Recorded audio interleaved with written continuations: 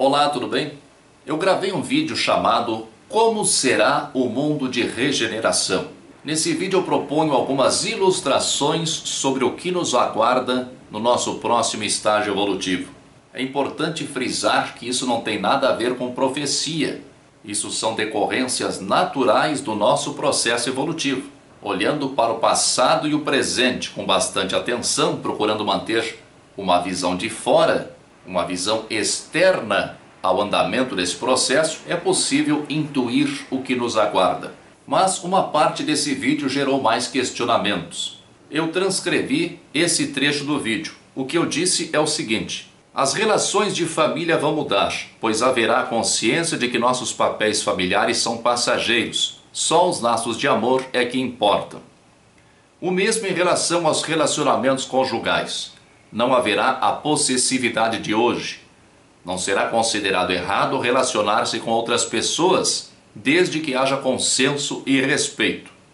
Não sendo mais o sexo um fator determinante para a união dos casais, o ciúme doentio e o sentimento de posse serão superados. Haverá a união de pessoas especificamente para ter filhos, sem a necessidade de um relacionamento conjugal entre eles. Espíritos mais elevados poderão, assim, planejar e cumprir cuidadosamente a reencarnação de grupos para missões especiais, sem a necessidade do casamento como nós o entendemos. Um questionamento é esse: então os casais liberais estão certos? Se nós entendermos casais liberais como aqueles que aceitam relações sexuais com outras pessoas, só o sexo pelo sexo, não, eles não estão certos. O sexo envolve energias das profundezas do nosso ser, e essas energias devem ser disciplinadas. Uma das funções do casamento monogâmico é o disciplinamento das nossas emoções e das nossas energias. Além disso, o ideal é que o sexo envolva não apenas emoções e energias, mas também sentimentos. O primeiro casal famoso que nós temos notícia a tentar e vivenciar esse tipo de relacionamento aberto foi Jean-Paul Sartre e Simone de Beauvoir. Ela mais tarde confessou que era infeliz e que sofria muito com o ciúme. Um relacionamento assim pode ser muito prejudicial ao despertar e alimentar emoções destrutivas, sem esquecer que nós sintonizamos com espíritos encarnados e desencarnados que vibram na mesma faixa de frequência, ou seja, nós atraímos a companhia de espíritos afins. O que começa como uma simples experimentação em busca de prazer pode se tornar numa obsessão bastante complicada e de difícil solução. O que eu me referi nesse vídeo, que trata do mundo de regeneração, evidentemente se refere ao futuro, e um futuro melhor, em que nós seremos seres melhores, mais responsáveis, mais equilibrados. No passado, a regra era a poligamia. Um homem podia ter tantas mulheres quantas ele pudesse sustentar. É mais ou menos assim ainda em determinadas partes do mundo. No Livro dos Espíritos nós vemos que a monogamia é um avanço. Por que um avanço? Pelo aspecto disciplinar. Numa união monogâmica, nós encontramos todos os desafios inerentes ao convívio íntimo entre dois seres. A paciência, a tolerância, o respeito. Aprendemos a abrir mão de parte da nossa privacidade. Aprendemos a dar algo de nós mesmos. E se tudo der certo, aprendemos até a amar.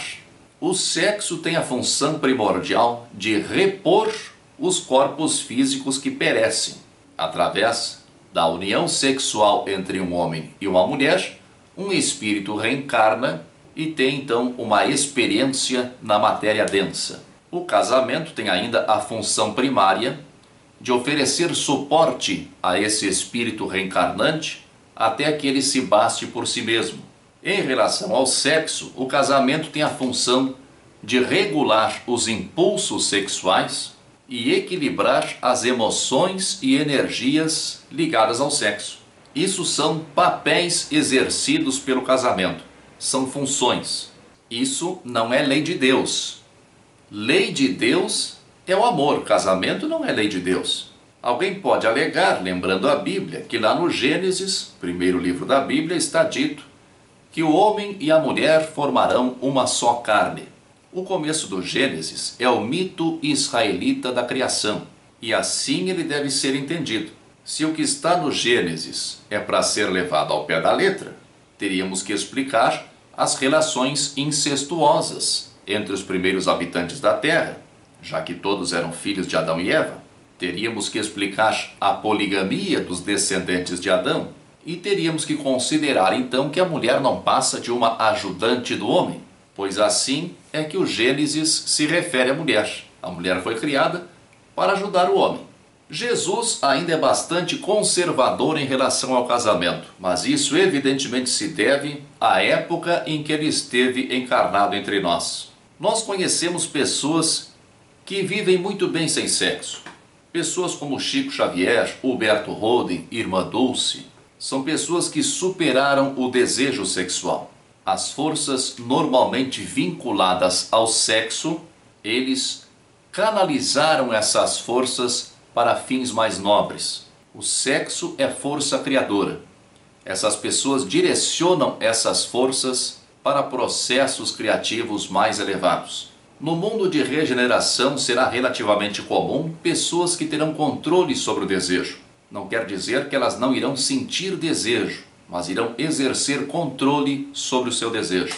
Agora, imagine uma pessoa que tem controle sobre o desejo, que tem como objetivo de vida ser útil ao próximo, que venceu o apego e a possessividade.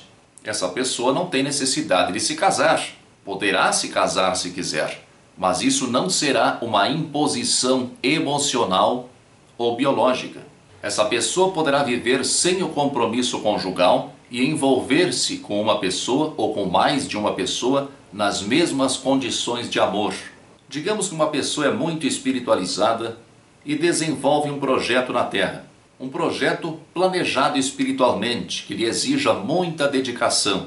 Essa pessoa quer ter um ou mais filhos. Os espíritos que irão reencarnar como seus filhos são seus velhos companheiros, seus parceiros de projeto.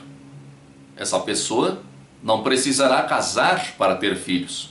Irá entender-se com um parceiro ou mais de um parceiro, ou parceira se for o caso, e eles planejarão a concepção e a educação dos filhos em perfeita harmonia, sem a necessidade de vínculos conjugais entre eles. Isso é amor. A necessidade do vínculo conjugal não é amor, é apego. Amor pressupõe liberdade. Isso não tem nada a ver com o que acontece hoje, de mulheres, às vezes meninas, que engravidam sem ter o menor compromisso com ninguém. O que acontece hoje é a imaturidade e total falta de planejamento. E a educação dessas crianças é um grande desafio por não contar com uma estrutura emocional e sentimental por parte dos pais, muitas vezes ausentes. Então, não é a isso que nós nos referimos, não é isso que vai acontecer. O que vai acontecer é um passo muito adiantado, muito avançado, no qual o que vai prevalecer sempre é o respeito e o amor. Hoje existe o conceito de poliamor. O poliamor consiste em ter uma relação sexual e amorosa entre várias pessoas ao mesmo tempo e em fazer com que essa relação seja duradoura. Isso pode ser um preparo para os relacionamentos do futuro, mas ainda apresenta muitas imperfeições. Embora eu não conheça nenhum casal adepto dessa modalidade, eu tenho a impressão de que o sexo ainda fala muito alto nessas relações. Além disso, deve ficar bem claro que o exemplo que eu citei agora há pouco será uma possibilidade. Isso não será de maneira alguma a regra.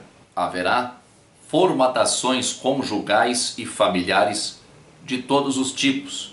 O chamado poliamor de hoje, com a sociedade que temos hoje, com os conceitos atrasados que ainda nos influenciam, tem os grandes inconvenientes do ciúme, das comparações, da dificuldade de fazer disso uma família, da estranheza da sociedade. entre outros problemas que só eles devem conhecer. O mundo está mudando e está mudando rapidamente. O conceito tradicional de família e de relacionamento heterossexual monogâmico que nós conhecemos, evidentemente vai continuar existindo. Apenas não será mais uma regra imposta pela moral e os bons costumes. Será uma opção. Quando passarmos a exercer controle sobre o desejo e vencermos o apego excessivo que leva ao ciúme, à possessividade, nós vamos ver então que não há motivo para estranheza. Vamos ver que o que nos aguarda é o predomínio do amor, livre de falsos moralismos e livre de prisões emocionais. Muita força e paz para você. Você já se inscreveu no meu canal? Aqui embaixo há o campo para você se inscrever. Se você gostou do vídeo, clique em gostei e compartilhe este vídeo nas redes sociais para que mais pessoas possam assisti-lo. Obrigado